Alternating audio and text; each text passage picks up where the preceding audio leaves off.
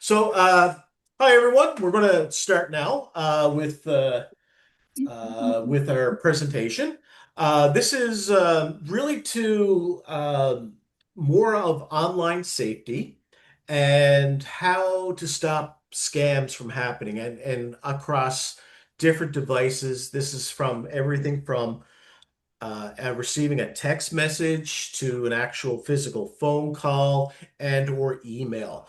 And just to let you know that there's a lot of information out there to also help and protect, and we'll see some ways of actually protecting yourself for online safety. Okay.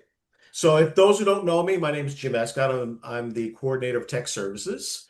Um, I've been working here for 10 years and really doing a lot of the adaptive technology and a lot of the technical stuff that Empower does through basically everything.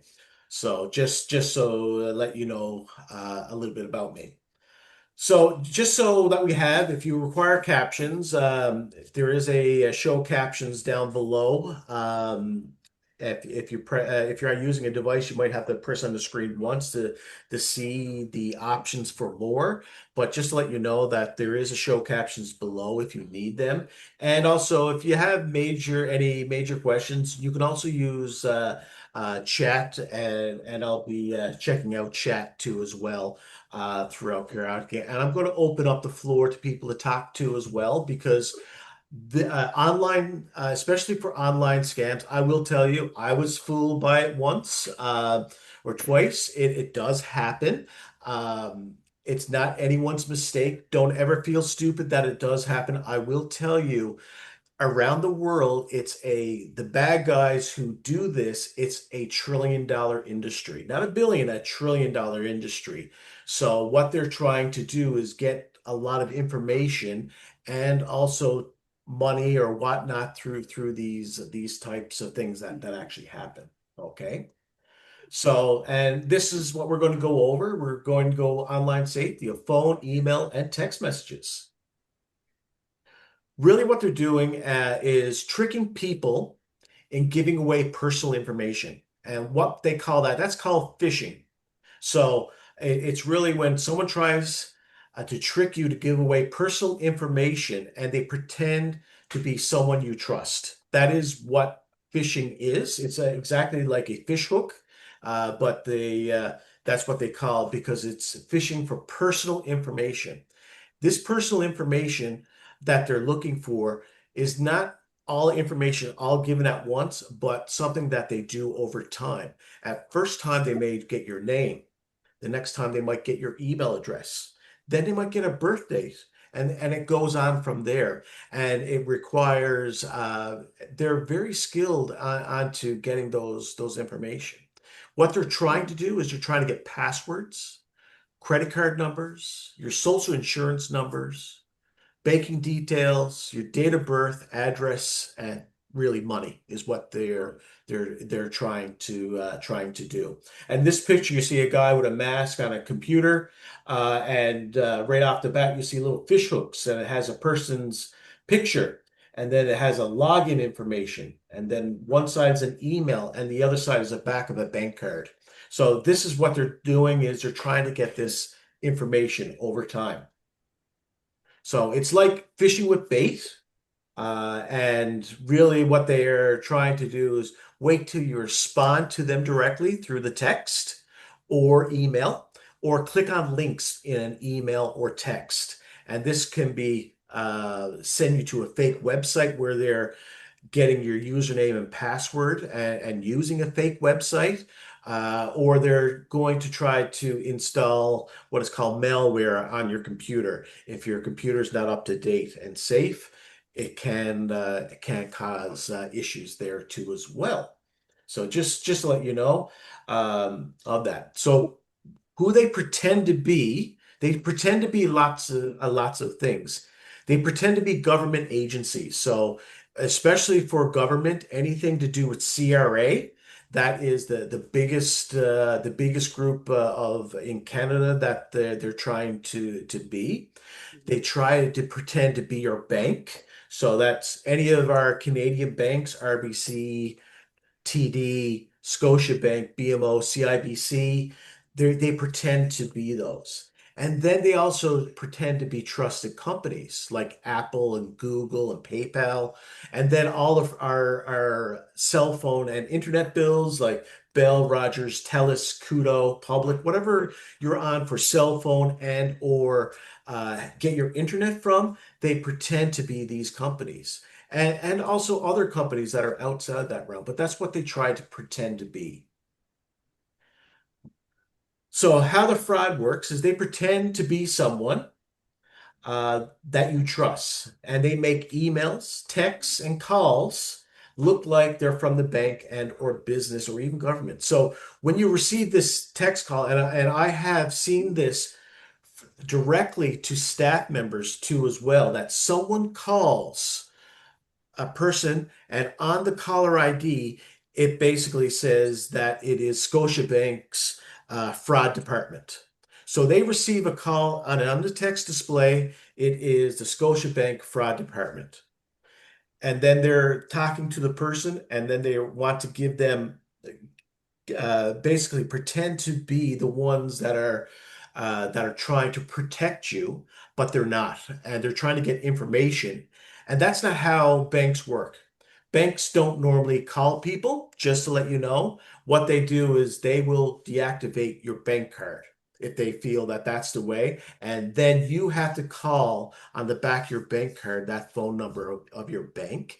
And if any bank who calls you regards to anything, tell them that you'll call them back with the bank card on the number, so you know that you call directly to the right person for everything that's there. So that's how of your most protection is from the fraud, especially if you're going to a bank. So if someone calls you in regards to Rogers and really out of the blue, just tell them that's fine. I don't have time to pick up the call and talk to you right now. I will give you a call back during business hours when I'm available. And that's how. So it leaves all the power to you. Okay. A lot of times with fraud, they try to trick your emotions. They try to scare you. They try, we will close your account immediately. Or I get the one that your computer is on a Bell network. We're going to disable your internet. You know what I mean? These are what they try to do. Or you have won a prize. Okay. I didn't enter myself into any prizes, so you know what I mean, but you won $1 million, or you inherited money from a rich prince from Nigeria. It's like, I don't think so. But that's just these things do happen. So they try to trick your emotions. And we'll go into a little bit more of that. Some could be love scams. Some can be charity scams. You know what I mean? You're big on just say, for example, a charity, whether that's Beagle Paws, and you love beagles, but you know what I mean. Someone is calling you to send money immediately to Beagle Paws to save a puppy. You know what I mean? It's trying to trick your emotions. You know what I mean? This is where you can go directly and phone them directly and handle that if you really want somebody to help them out. What they're also trying to do is they're trying to get you to click on links onto your either your text messages or websites. Okay. And some of those links have dangerous attachments, and some include files that could harm and harmful software for your device, just to let you know. There's also for phone calls, they try to pretend to a company to ask you to share account numbers, passwords, or payment details. That's how they're trying to get more information from you so that they can set up the next step of attack. So we're going to talk a little bit about text messages. Paul, with that one with the bank, did they call you directly, or did they text you, or was that an email? Was the email. An email. Told me And told me I could make so much money.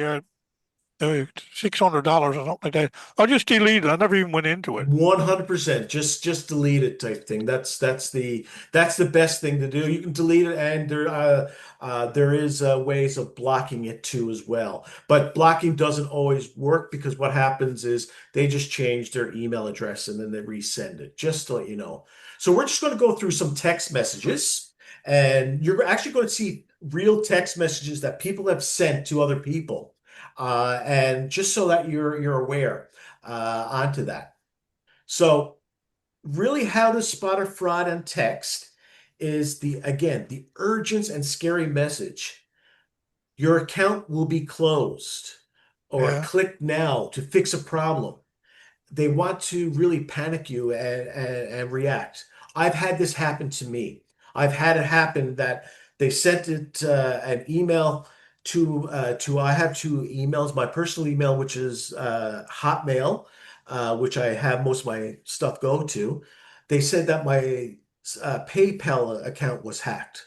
So what did I do? Oh my God, my PayPal account was hacked. I clicked on the button and I put in the username and password. I got an error. I said, "Oh my God, my account got hacked." But I forgot that the email and password I put in was the wrong email and password. So it was okay because for that, but they fooled me. That I now they have a wrong email address with a right password. That's the issue. So now they have a password. So what do I have to do? I had to change my passwords to my emails because of that. And these are some of the things that you may have to do. If you ever think that you've been fraud, you may have to change your passwords to your emails or accounts if need to. Asking for private information. Real companies will never, ever, ever ask for passwords, bank numbers, or social insurance numbers in a text message. I will tell you, it is illegal to for a company to ask for your social insurance number, just to let you know. Even the last four digits, you're not allowed, they're technically not allowed to by law because of the Privacy Act that was set in place almost 15 years ago. So just so that you're aware. So never send any passwords, bank numbers, or social insurance numbers through text. You receive a weird phone number or link. The sender may use a random number, a strange looking number. If the link doesn't match the company's website, don't click on it. So uh, that's what it's. So if you're getting texted by Microsoft, which they won't text you anyways, but if you do, the email that they're going to have to use should be at Microsoft.com. If you receive one from Apple, it should be Apple.com. If you receive one from the government, it should say government.nl.ca. You know what I mean? That is the New Flag government one. But just always keep an eye onto uh, the link and does it actually match the company's website? If it's too good to be true, that is the other thing. Free prizes, gift cards, money. Like Paul said, $600. Yes, everyone gets just $600. No one gets $600. You know what I mean? The only time you get $600 if you're lucky enough to go out and buy a ticket, allow 649, then you go and you cash it in. That's too good to be true there. But anything that is on the internet, if it's too good to be true, there's an issue there, just to let you know. So don't fall for it. Sometimes it's spelling and grammar errors onto it. So if you see many scam texts have mistakes or strange wording, so their grammar and or spelling is wrong. That's one way. But don't only rely if it's perfect spelling and grammar, this must be real. No, you have to look at a few things in these areas. An unfamiliar sender, you don't know the number or it looks suspicious, be careful. Don't respond back to the text, just to let you know. Okay. Yeah. Things to remember for text. Okay. So these are things to remember for the text. So if you don't recognize the text number, or if it's a random number claiming to be a well-known company, basically getting you to say, do stuff now. No, it doesn't make it. It tries to make you curious. The message is threatening or negative or it promises a reward, don't use it. And if it contains a specific link and poor grammar and strange formatting, those are the things that you have to remember. Okay. So to protect yourself from fraud text, you never reply or you never click on any links in the text. If you receive a text and it has that stuff, you're fine. There's nothing to worry about. You can go ahead and delete that if you want. You can block it, type thing, because you can select the whole frame of the thing and you can actually block it. And you just never share any information. And like I said, if you're unsure of anything that's being sent to you, go look up the company either through your internet search or even through the yellow pages if it's a part of the yellow pages or phone book if you still use that or you know what I mean whatnot, and you can contact them if you're not secure. A lot of people don't know, and I found out this there last month, is you could report a scam by from a text by holding down on it and forwarding it to 7726, which is spells out spam on a phone. So just to let you know, you can actually report these types of texts to your phone company, and they will put it on their list. And really, if you get help protection from others by telling this information to family and friends, don't be afraid ever to tell people that you got scammed. It's okay. Everyone, you know what I mean? This happens a lot. If you watch the news, the NTV news, the CBC news, you'll hear about this every month of people, you know what I mean, falling for scams. It's okay. You know what I mean? The whole thing is to learn all this information. So what I have here are two text messages, okay? One on the left-hand side is a bank text. So on the top, it says no reply at managementcontrol.online. And the text message says, Scotiabank, we've noted multiple failure logins on your Scotia online banking. As a precaution, please visit and then again, this big link main.df d1f1a da da da da dot personnel and confirm the required steps. Scotia Bank Prevention Services. Okay, I will tell you that Scotia Bank will not come out and text you unless you're resetting your password and you have that set up on your banking system. If you don't have that set up, they're not going to text you. So that's the first thing on this. The next thing is up on the very top is who sent you the message. No reply at managementcontrol.online. If it was Scotiabank, it would say scotiabank.ca. Some email at scotiabank.ca. Yeah. That's how they would do that. Okay. So these are two things that they show was the email doesn't look right, nor does the link. The link should have said scotiabank.ca. And like I said, if it's anything to do if they sent you that, what I would be doing is I would look at my card if I had a Scotiabank card, and I would turn it around and on the back there is a 1-866 number that you can call, and it's for every bank. You can do it. You can call them and tell them I received this information that there was failed multiple logins on my account, and you're notifying them, and they will tell you on the phone if that's true or not. So that's how it can protect you. Okay. Uh, the next image to the right, uh, if you see this one here, at the very top by the contact, it's +52. The area code is 442, and then it gives the rest of the phone number. Okay. We know it's not from Canada because it was from Canada, it would be +1. That's because in order for us to do long distance, we have to do a one. And we know it's not from Newfoundland because it's not a 709 area code, Yeah, right, yeah. right? And that's another type of flag. Down below that, it reads CRA refund service. Send you $115. Deposit your money at et.onlinerefund.com. Okay. Um, Anyone who's ever done anything with CRA, just to let you know, when you do your taxes, your CRA, if you're set up all digitally, um, then you would actually get an email in the CRA account. And what they tell you in your CRA account is go to your CRA account and log in. There's an email. That's what the email says to you at any time anything that's dealt with CRA. Okay. If you don't have the online service for CRA, you're going to receive a letter. That's the only two options how CRA contacts you.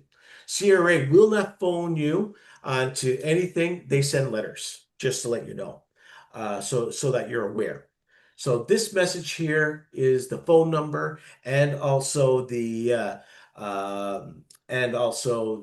the text message and CRA ent.online-refund.com.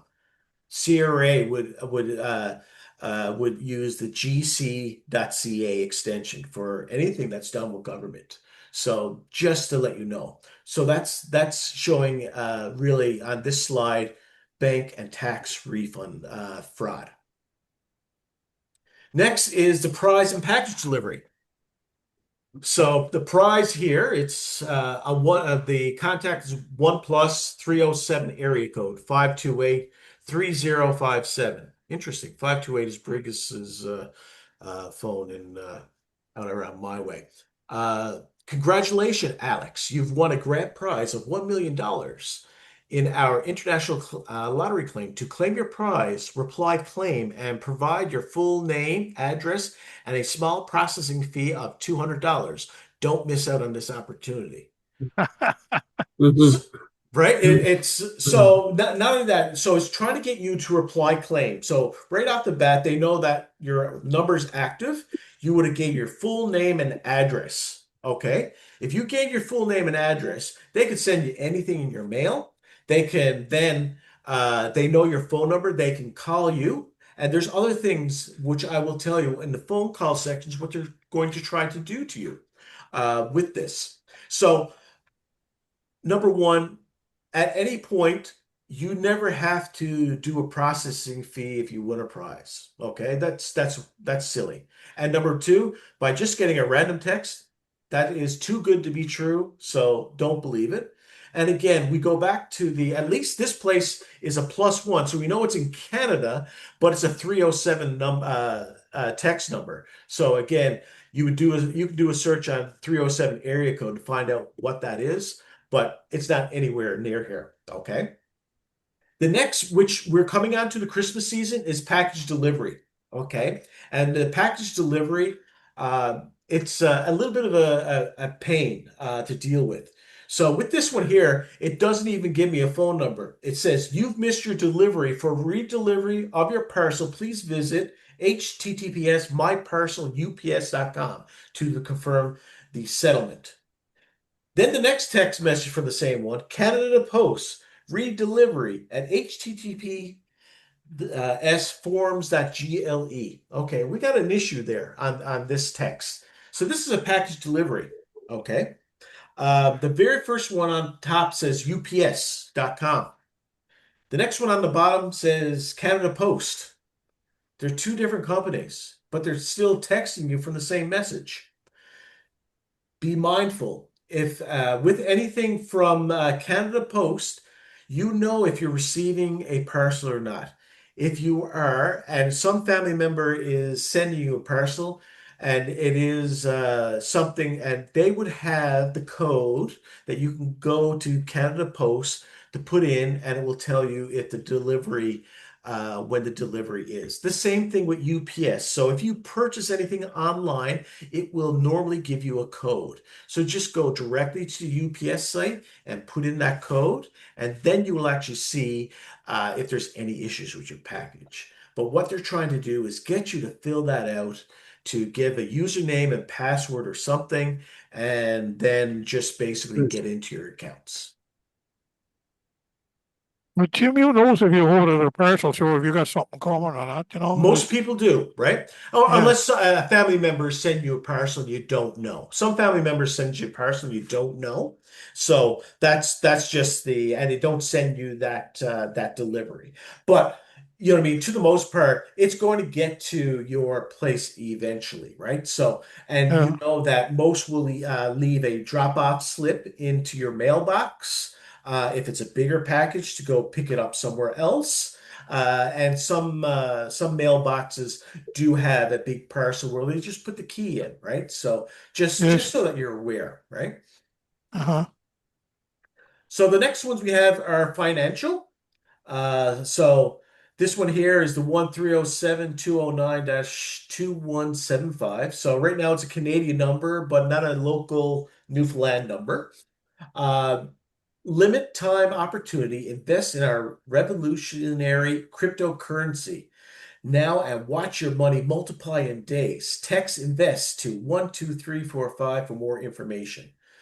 You text invest to 12345. I will tell you by clicking on the link, you could come into any problem. And by texting invest in large capital letters, could put charges on your phone without your knowledge. So that's the reason why you should never respond to these texts, especially if they're going to tell you what you need to put in. Okay. And that is cryptocurrency. If you need to buy cryptocurrency, come talk to me if you want to talk about cryptocurrency and stuff like that. But to learn more, I do have some information on cryptocurrencies if you ever want to invest into that. Again, I don't personally invest in cryptocurrency because I feel that it's really out of the way. But some people do make money on it. But it's the same thing as using and doing the stock market, just to let you know. Okay.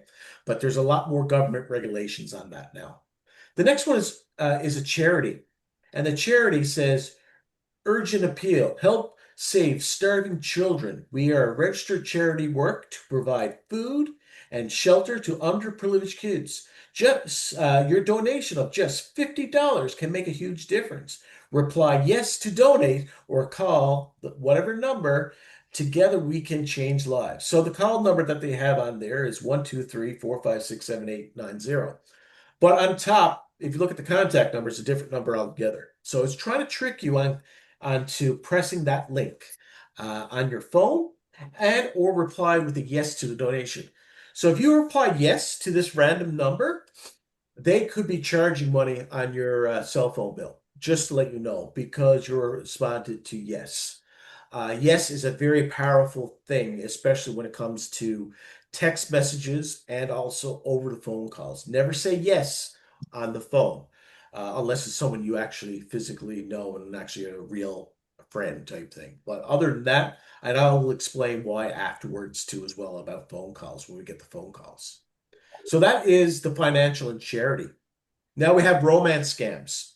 So, hi Rose, I need you to help me get some Amazon gift cards for some cancer patients that I promised to give. I really can't do it now. Can you get it from there? I'll refund you as soon as possible. So, again, anyone ask you for money through text, you know what I mean? Don't do it. It's not, you don't know who that person is on the other side. And like I said, if it is someone who's truly romantic friend or partner, contact them directly so you're actually phoning them directly to make sure that these things don't happen. You don't know. The person could have taken their phone. That's just to let you know. And then we have the government, a government message here. MyGov, we have processed your tax return of $2,560.70. Kindly visit http mygovtax.com for more details. So this one here, again, government will send you an email saying that they have an email inside the system that you have to go to the actual government system to sign in. That's to let you know.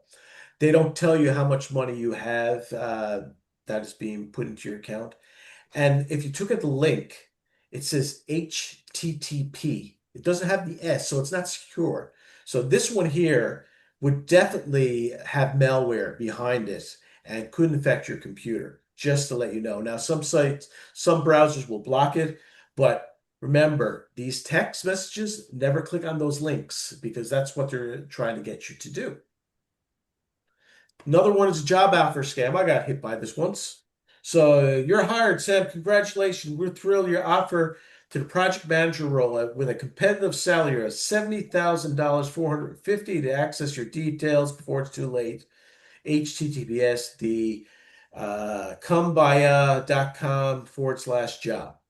Again, you should not, if someone is texting you for a job that you have, I will tell you this is not the way to do it. They would physically phone you or even at least send you an email to tell them to contact them directly. So that's just what it is. And the other one is a tech support. And the tech support, we still didn't hear from you. To avoid the account and service restrictions, please visit HTTPS login freeland.com to confirm your details. And again, tech support, we don't have time to text people. And that's just like, you know, and like even workers with everything, we'll either pick up the phone you, or go directly to you at your office, and that's just how it is for that. So never be feel that you have to do something immediately with anything. Okay. So for texts, the most important thing: don't click on suspicious links. Keep personal information private, so never share any details of your full name, your address, your passwords, any banking information. Double check requests. Contact companies directly through their official website or number. So on the contact number, so what happens on the contact number? Is that number their real number? Don't forget, people can modify that number on call display to be someone that they're not. So if that's the case, if it is shows up correct, go and actually physically dial in the actual number and talk to someone from that company.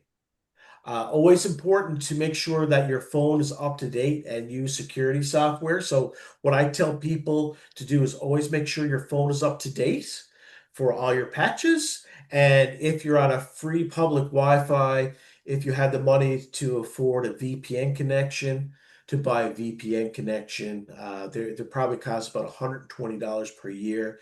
That's the cost of that, and that's another secured software for cell phones if you're on public Wi-Fi's a lot.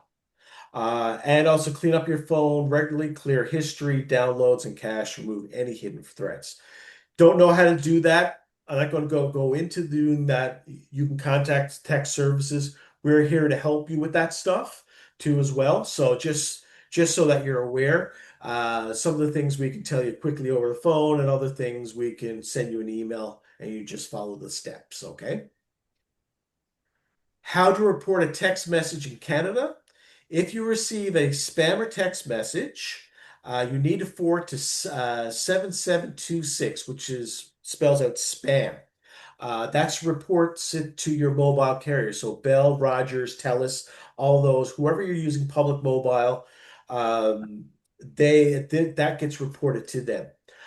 You can also report any instances to the Canadian Anti-Fraud Center by calling 1-888-495-8501.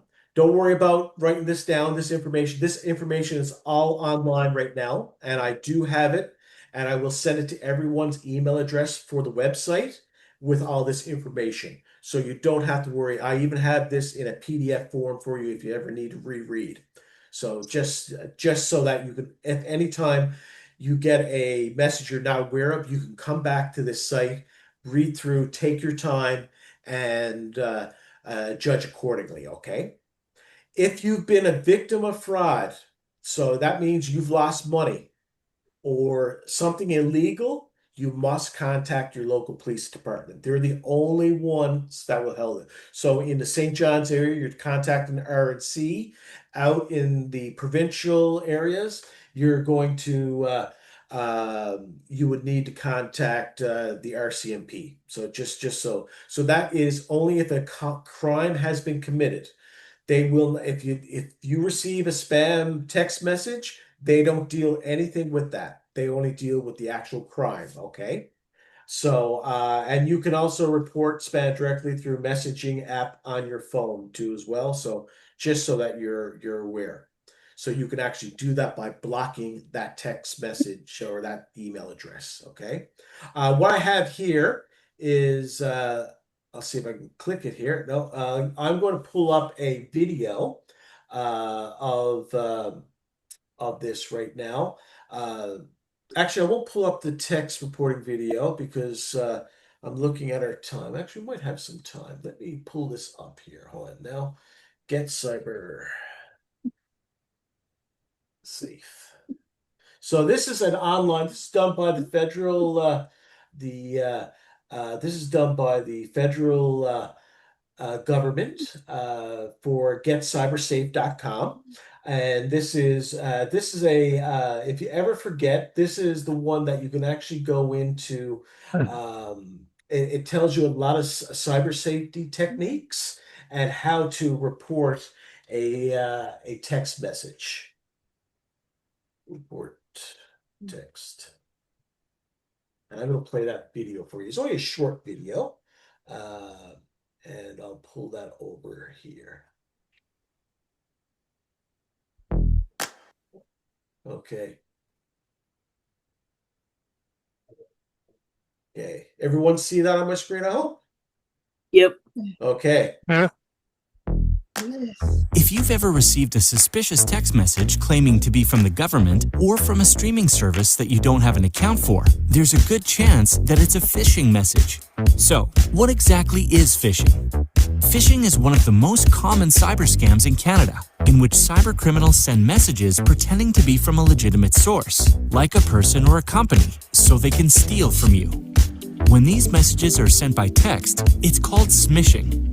Smishing messages are often sent as mass messages. The texts may seem real at first, like a delivery service asking for your information, or to follow a link to track a package. But in reality, smishing messages typically contain harmful links or attachments that contain malware, or trick you into sending personal information like your SIN. What's the best way to protect yourself from smishing? Don't click on links. Ignore messages from unknown senders and forward suspicious messages to the number 7726, which spells spam on most keypads. Forwarding to 7726 will tell your cell phone provider about the spam messages so they can investigate it and improve their filter for all customers. So how do you do it? If you have an Android device, 1. Tap the message. 2. Press and hold the message until a prompt menu appears. Be careful not to click on any links within the message. 3. Select forward or an arrow icon to a new message draft.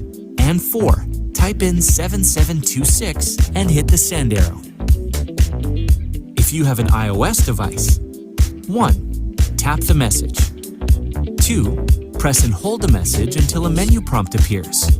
Be careful not to click on any links within the message. 3. Select More and then select Forwarding from the menu. 4. Tap the arrow icon on the bottom right corner to create a new message draft. And 5. Enter 7726 and hit the send arrow. Reporting 7726 is free and will not count towards your data or messaging usage package. Report spam to 7726 for free and learn more at getcybersafe.ca/7726. So you heard a lot of music in the background. Really what it is if you have an Android device, and I'm going to pull this up right here, is you have to tap the message, you hold down onto the message, make sure you don't touch the link though. You hold down on that message, and then what you do is you drop that down and it will say forward, and then you put in the 7726, and that's for the Android device.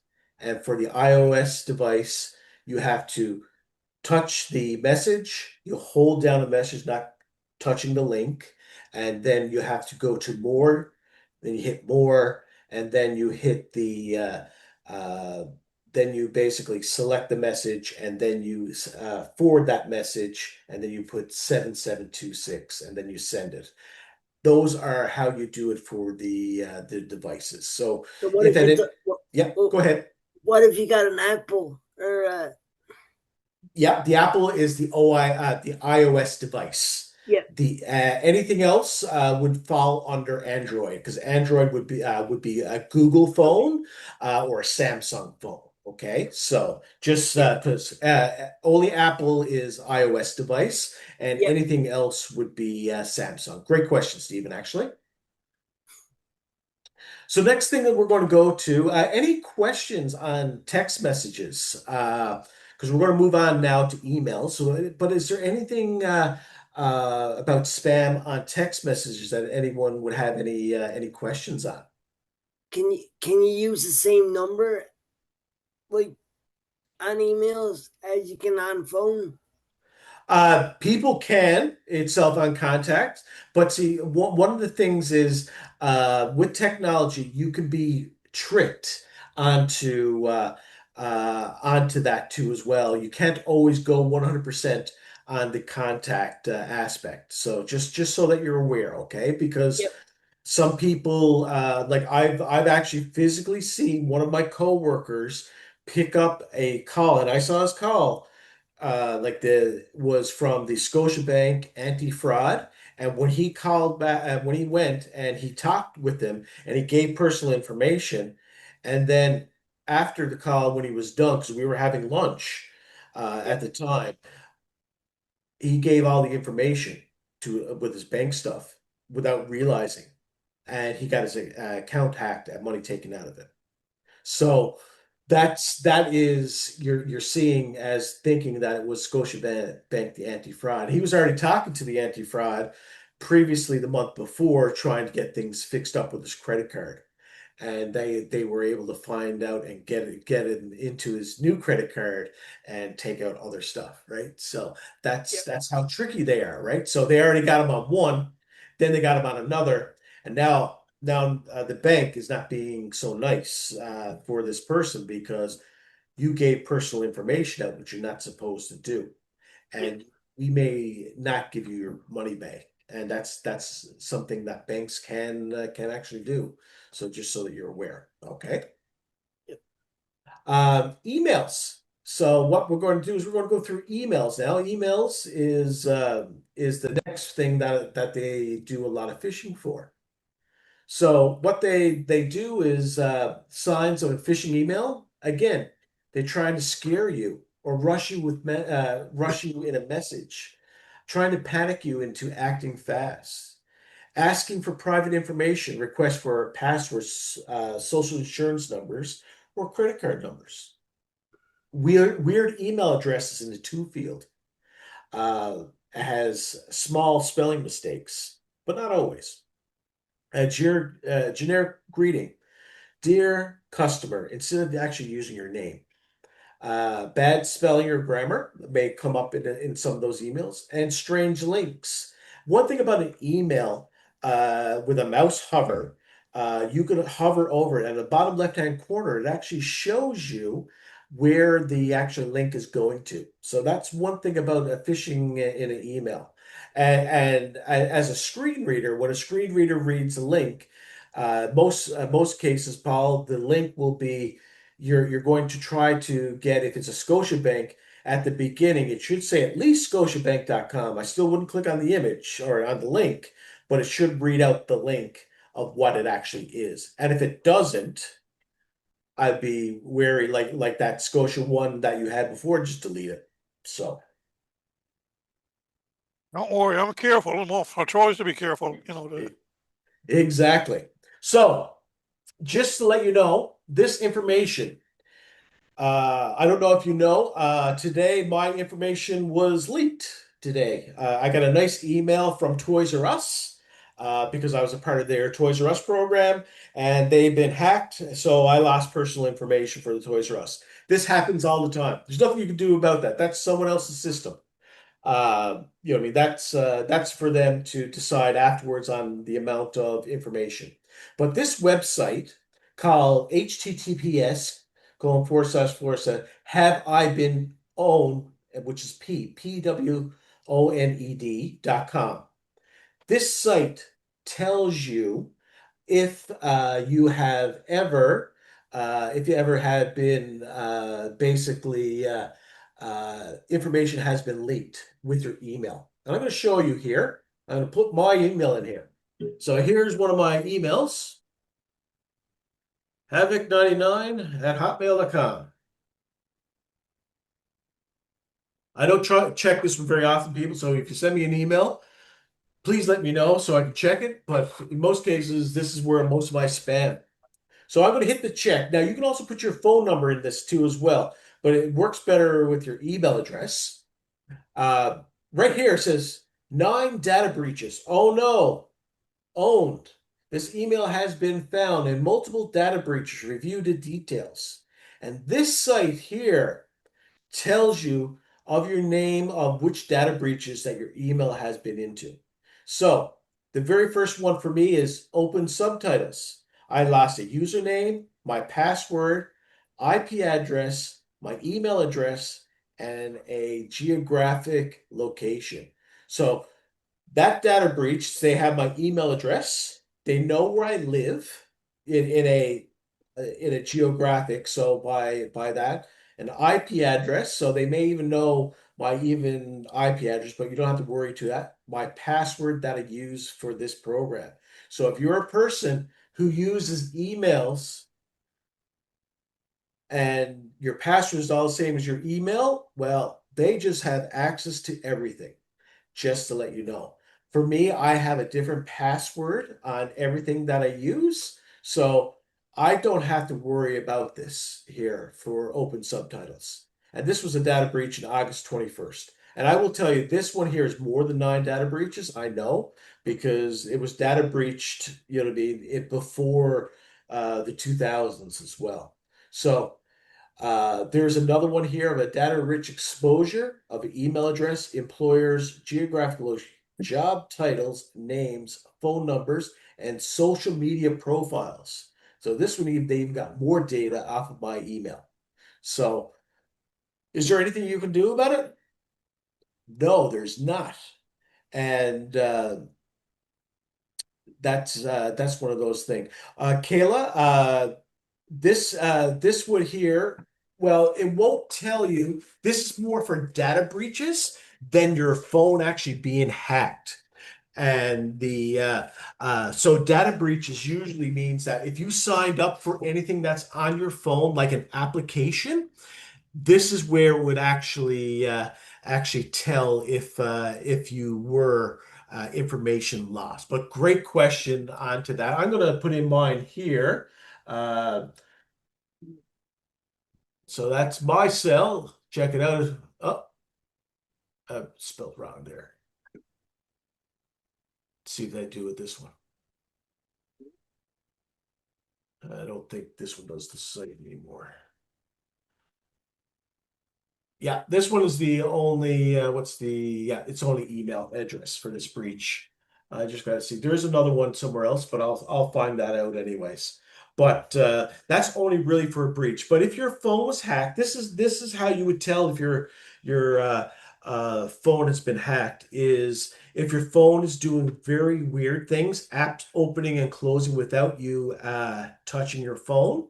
Another thing that's really weird is it's always warm. The phone, when plugged in and not being used, the phone is being warm or hot. That usually means that there's malware on your phone itself. So that is, and that's some of the things. Older phones will get warmer, but if you're starting noticing weird things and everything, and what you may need to do is you may need to again, we can assist you here too as well with removing backing up your information and re-wiping your phone and then putting your information back on.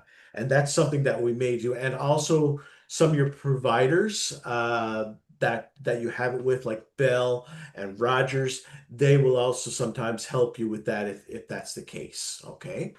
But great question, Kayla. So that is if I've been owned. And like I said, there's a lot of information. Like this one here, they even got my date of birth, my email address, employers, gender, you know what I mean, job titles, names, phone numbers, and physical addresses. So this one here has even more from this one here. And you know what I mean? a lot of times I don't use my actual birth date, so they didn't get my birthday type thing, right? So physical addresses, they more than likely at 2019 would have got my work address. So the phone number they may get, right? Is there any questions so far? Okay. So we're just going to show you some emails. So this is an Uber Eats voucher scan. Yes, they're on Uber Eats. So what this is you can scan a QR code to verify your number. $100 will be credited to your Uber Eats account. Well, guess what, folks? Does everyone know what a QR code is? Yep. Okay. So a QR code is just basically a little box with a pixelated bunch of little dots and squares that you come with your camera, and as soon as you hover your camera over your phone over it, it gives you a link. I will tell you, do not if you're on the middle of the street somewhere and you see a QR code, don't QR code it. Only QR code things that are actually legitimate. And I know it's no really way to tell that, but on an actual physical product, like you buy something from a grocery store and it's from, I know that sometimes the peppers will have a QR code. You can QR code that because of that. But if anyone puts up just a QR code, a random a print piece of paper, that's one way that they could actually get malware in your computer. So just so that that you're aware of that. Now, one thing to really what this is doing, and just give me 1 second here. Uh, So under the emails, what they're trying to do is how this is works is it is trying to offer you $100 to order food again with a QR code. What its trick is using the QR code and it uses a fake link and you click on it and basically you'll provide information. And not only that, they depending on who your Uber Eats account is with, it's either with a credit card or it's with Google Pay or it's with Apple Pay, and they're going to take the money out of your accounts. And that's how they do that. Okay. So and also they can infect your phone with malware. Okay, so that you're aware. The next one is a lot of people who have Apple devices. Sometimes they get the Apple tax invoice scam. So they basically say they give you the information, and it looks exactly like what you get when you order something on Apple. Um, the thing that you can notice, it's a bit small to read, but under the two, it's Gaz from Can I Fish? That's not where it would come from. It actually would come from Apple if it was real. And down below, it gives you your email address ID, bill to Visa, and it gives you a date. And basically, it says it's for $90. I didn't order that. The very first thing you're going to do is you're going to see the link and you're going to click on the order ID link, and then that's how they got information from you. And that's one of the things that you have to always look for emails is the very first thing. And what you could do is instead of clicking that link, you could hover your mouse on a link. And if you hover your mouse on the link on the bottom corner, I'll tell you now on Chrome, on the bottom left-hand corner, I know I'm going to pull this one over here to show you.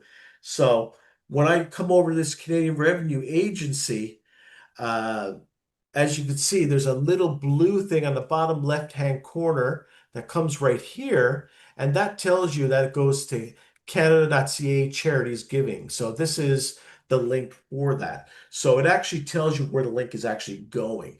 So that's what's important is to check those actual links, okay?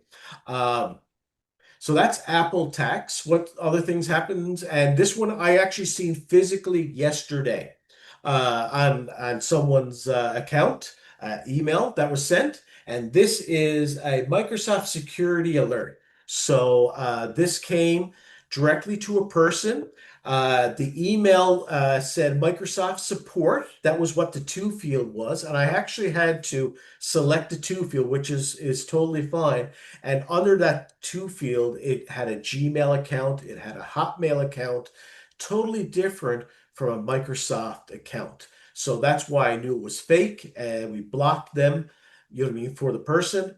But if this exact same scam is being used to this day, you know what I mean, which I saw yesterday on someone's phone. So that's one of the things. So what it wants you to do is either reply to it or click on the recovery account button or make your account more secure, where they're going to get your username and password for your Microsoft account. And if your Microsoft account is connected to your credit card, they're going to start charging stuff, just to let you know. Here's something. Tomorrow, your email is being deactivated tomorrow or immediately, scaring you right now that that's actually happening. It's okay. Number one, check the to field. Who is it from? You know what I mean? Is it actually from your email? Okay, for an email deactivation is whoever your provider is. So if you have a live account, it's Microsoft. If you have a Hotmail, if you have an Outlook, it's Microsoft. You have a Gmail, it's going to be Gmail. If you have your older ones like from Bell, it might be a bell.ca or nf.sabbatical.ca, depending on your email address. That's where it actually would actually have to come from. And if it doesn't have that to the to field, you know it's an automatic fake. But never, if it's something that's required you to do something immediately, don't do it. I wouldn't be too concerned about it, type thing. It is, even though they say they're going to deactivate your email account, you don't need to action it right away. And I will tell you, with deactivation of any email with Gmail, Hotmail, or whatnot, they give you 90, 60, 30 days. And they just basically tell you, go sign into your email account and send an email. And that's all they basically say. If you're sending emails and logging in daily, your email will never be deactivated unless there is something you done illegally, which is next to nothing for most people there. X, and this doesn't matter if it's X, doesn't matter if it's Facebook, Instagram, content violation. Basically, it responds again to the two who actually send it. You're going to check who actually sent you the email. Is it actually from Facebook, or is it from Instagram or X? You'll check. Then afterwards, down below, it will say whatever information and what you're doing. I will tell you, unless you're posting certain things, you're not going to get a content violation. The only time that you get a content violation if you go against their terms and agreements. And usually what that is you're not allowed for something like Facebook and Instagram and X, as long as you're not talking about COVID-19 or politics, it's fine. And normally that's unless you go into some strange stuff, but content violations never really happens to most people who just view sites, okay? The Adobe Acrobat sign scam, which basically they want you to sign the information. And signing the information itself is again, they're trying to get your signature off of these things. They're trying to get you to log in with your username and password to get those information. So that is with the Adobe. Again, check the two. You can hover your mouse over the links to actually see if they're links, but I wouldn't click on that. What I would do is I would close out of your email or whatnot. I would go into Adobe, sign in, and see if there is anything that is actually required. No one requires you to sign anything digitally really that much. Not into the effect of us, unless there is something for government, and even government is not up to speed on Adobe Acrobat signatures, just to let you know. They rather you fax it in. That's how they deal. They deal the old way. Okay. Netflix password expire. That's another one that comes up a lot. Again, check the to field. If your Netflix is expiring soon, well, guess what? Log into your Netflix account directly. Don't go on through the email. Go to your Netflix account directly, sign in, and just check and see if it's going to expire. I will tell you that if you are going to click directly on the email and go in, don't do it. If you're using an app, go directly to the app, go directly to the website. Okay. All right. The next one here is a good one. The next one here is what we received here internally at Empower. So we had Thorin, who was the my other buddy in crime. Um, he was sent a message from our executive director, Kathy Hawkins, and it says, "Hi, Thorin. I can't believe to express how impressed and grateful I am for the phenomenal job you and the entire team had done for us during the challenging period. While so much remains uncertain, many overlook how our impact and simple thank you can be, especially within heartfelt." And what it does there is on the third line is my initial idea is to offer Apple or Amazon gift cards that are practical and flexible and universally appreciated to be able to give to suggest to the nearest store where we can purchase quickly if possible. I appreciate help in picking them up and coordinating and purchase on my behalf. So Kathy is asking us to pick up a Apple or Amazon gift card, which we know that that is not what the email, even though all the information's up. But when if you check at the top, I know it's a little bit small, but it's from Kathy Hawkins. The email is outstandingstaffdesk1@gmail.com. That's not our internal email. Our internal email is at empowernl.ca. So this was sent to us. Try to get sent these Apple and Amazon gift cards to be sent out to through this email to this person where they would have spent this Amazon or Apple gift cards. So no one is safe, you know what I mean, from these emails, like I said. And this was sent not to one staff member, this was sent to about 4 staff members. And these things do happen, type thing. And I've been here long enough, and it has happened to 2 staff members already. These type of emails of them just being fooled onto that, and it happens. So the tips protect yourself from email fraud is check the sender of email into the so you're just checking who's sending you the email. You never click on any links or download any attachments, and look for red flags and urgent threats. And protect your accounts by what we mean by that is a lot of times with your email, like you just checked what I've been owned, you can check that with your own email on your own time. And that will tell you if your email has ever been done with your data breach. And if you haven't changed your password in a while, you may need to change your password. Okay. Um, so there's also how to report an email message. So in Gmail, if you ever open up a specific link, you can click on the 3 dots in the top right-hand corner.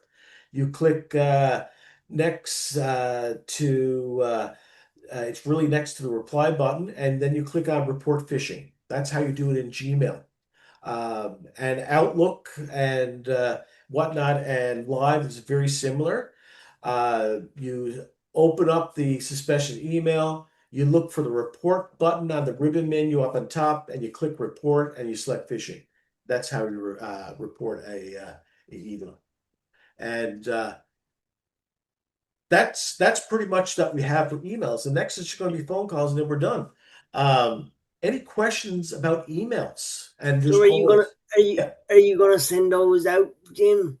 Oh, yes, I am going to send all that information out to everyone. And if you want to, I'm going to send out a chat. I'm going to send out one link here right now. This is a website with all the information onto it. I've created a website which also Yeah. holds the presentation. And I'm going to send this out through your email too as well. Yep. So. This is the site that I have set up for everyone that's in here.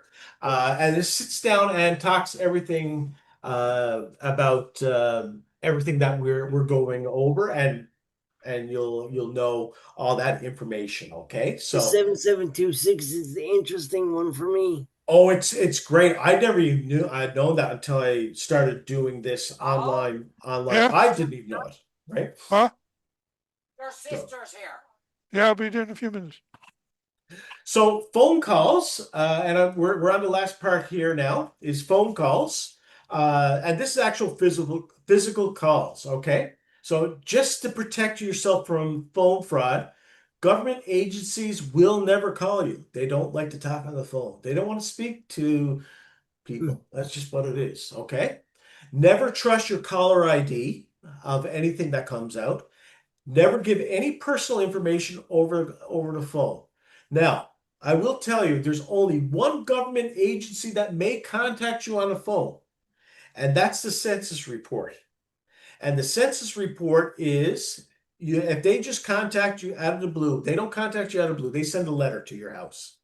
And if you haven't received that letter, and then basically if they tell you, basically, yes, send me a letter, please. So, and they'll resend you a letter. Then they'll give you a code, and then that's the code where you call so you can give them that information.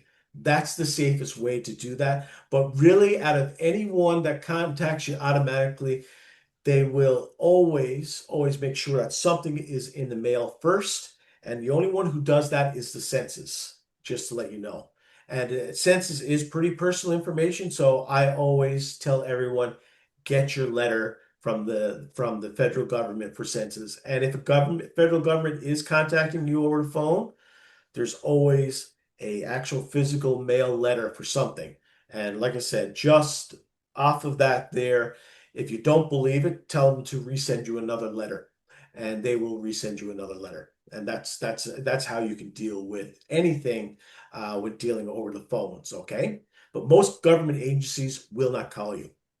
Uh, be wary of any urgency and payment dates. So if you have to pay tomorrow, wait a minute. Why didn't you notify me a month ago or 2 months ago or 3 months ago? Why is it now? Right? Hang up. I wouldn't accept. I wouldn't. And if anyone who's rude to you over the phone, guess what? Hang up. It's, you do not need to be treated that way as a person. So just to let you know, you can also screen your calls. Let it go to your voicemail. That's another thing. If you don't know the caller, let it go to voicemail. If it's someone who's important who needs to get a hold of you, they'll leave a message. The next thing is never say yes over a phone call for recording purposes. Now with everything with AI, and this is how they get you. Paul, for an example, I'll use you as example. Is this the Morgan residences? Right? That is what it is. Is this mine? Is this the Escott residence?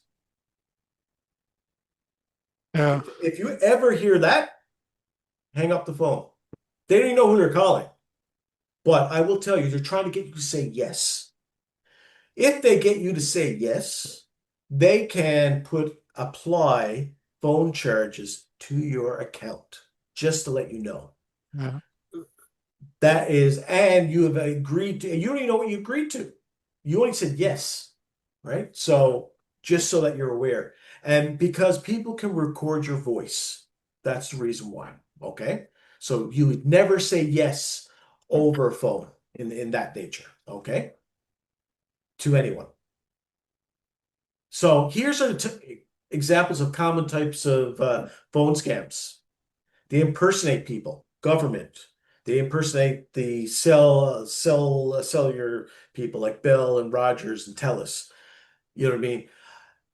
I don't know how many times when something happens that we had recently the fires in Newfoundland, people impersonating other things to get money that way. When during COVID, the extra money that were being given to seniors, they were impersonating government officials there. Anything that new that comes out with new money to people, there's always a scam immediately with that.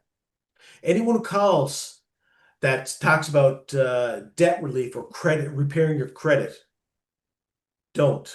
On the website I have, there's a phone number that you call if you have issues with that.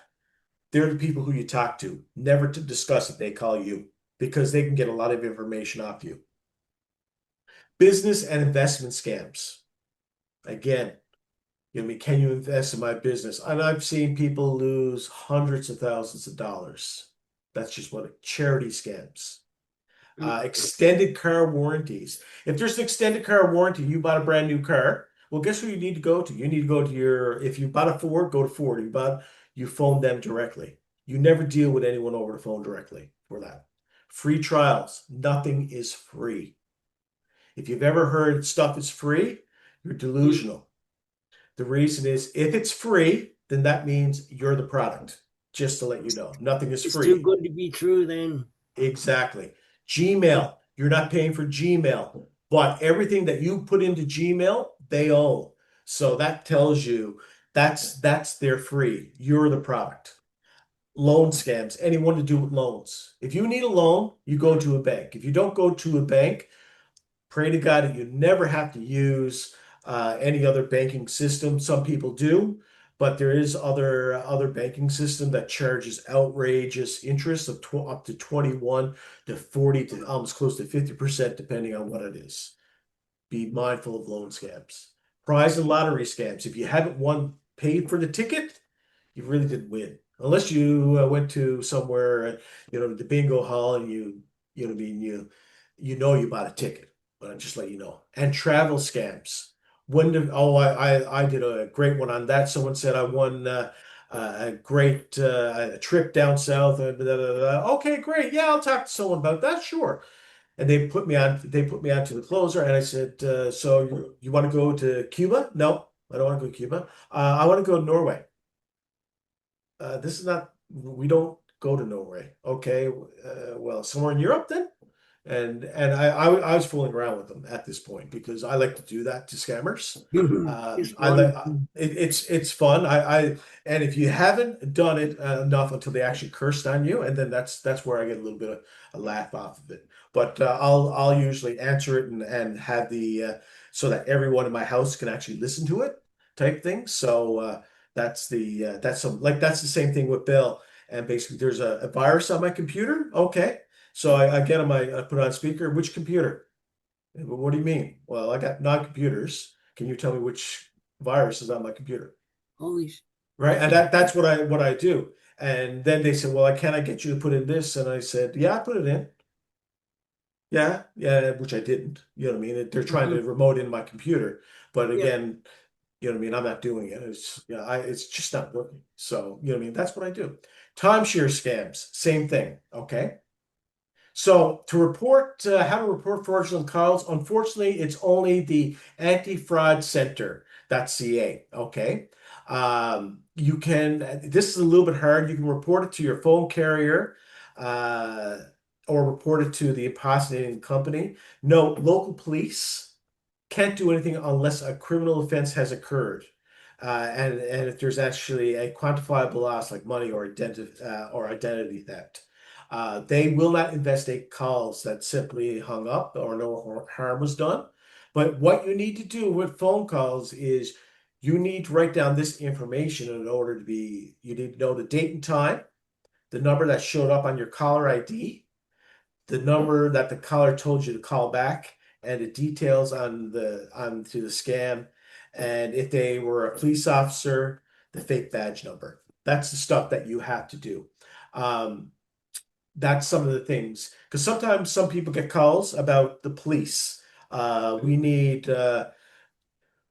$5,000 to get your grandson or granddaughter out of jail. Okay, well, please Yeah, don't call. I got that one. Yeah, and Yeah. that's what we call a grandparent scheme. So something happened to their child or grandparent wants to make sure they're own. But police, that's not how it works. The bailing system in Canada doesn't work that way. The police don't call you. What happens is they have to actually go in front of a court first. The court decides if they get bail or not. So if anything, what will happen is when a person is actually in jail, they're given money or they're given basically their phone call to phone legal aid or someone who's a lawyer. The lawyer will come out and contact a person saying that this person's in jail or whatnot. Well, the lawyer really handles it. They don't call out anyone. They'll just go and they'll handle everything. But if there's a bail hearing, if you're a family member, and if you told the lawyer to contact them, then they will do it. But you don't send money to anyone who's a police officer or anything like that, okay? And don't be afraid that if they're going to put you in jail, they can't put you in jail. They would have to physically come to your door in order to arrest you, just to let you know. And again, you do have your own personal rights of what I'm being arrested for.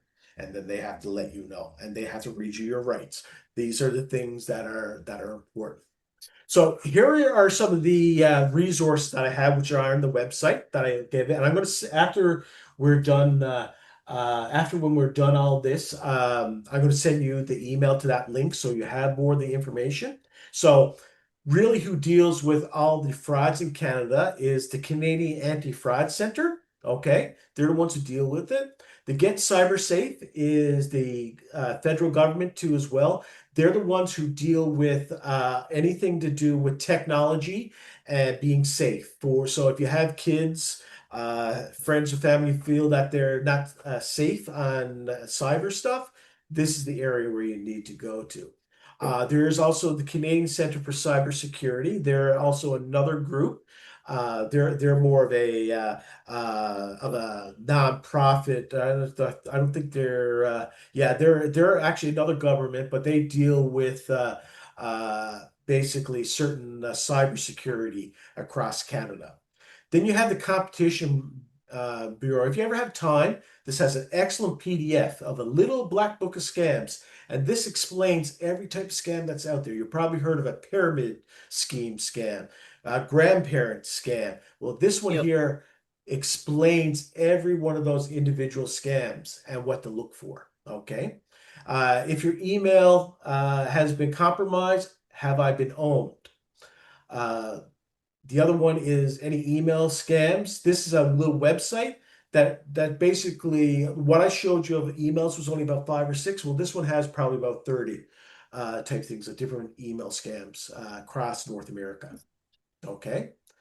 That's pretty much it that I have. Now it's question time. I'm going to show you the site itself here personally. And this is the home site of everything there. And everything that I had in this presentation brings you is actually in onto this website. So with all the links, that's everything. And also I didn't have into some of the resources of Newfoundland. So the RCMP division, if only contacted for crime, credit counseling services. Remember that credit scam? No, don't do it over the phone. Contact them directly. Consumer Affairs Service NL. They're the ones who will do with prizes. So just to let you know, so like anything to do with a ticket system, like if you one of the better ones, Canadian Hard of Hearing Association, their tickets, you can actually go to that site and or phone them, and they will tell you if they have a lottery license. Okay, so.